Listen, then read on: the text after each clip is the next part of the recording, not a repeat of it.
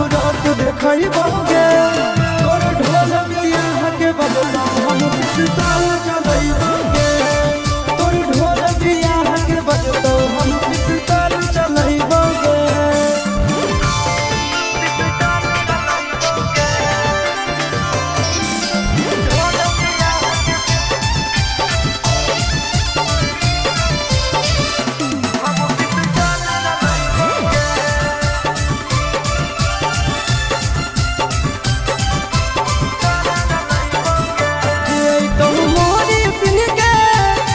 बहु गोली गिन के मुंगेर से लैले हिया गन 6 इंच किन के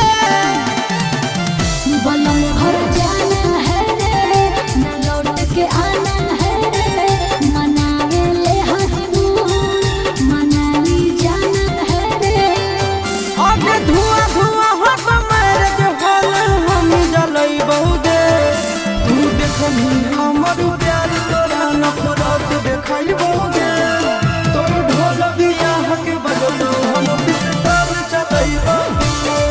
तोर ढोल बियाह के बजता हम पिस्तौल चलैबोगे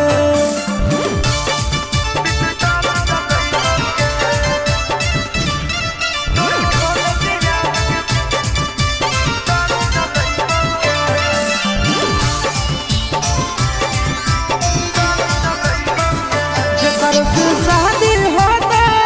ओकर बर्बादी होता भले हम जेल जइबै चाहे गे फांसी होता लगन चढ़े लगलौ रे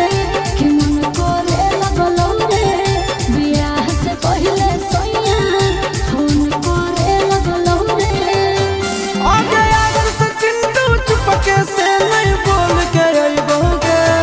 तू देखनी हमर प्यार तोरा नफरत देखैबोगे तोर ढोल बियाह के बजतौ हम पिस्तौल चलैबोगे तोर ढोल बियाह के बजतौ हम पिस्तौल चलैबोगे धुआं धुआं हो जाएगा बाबू।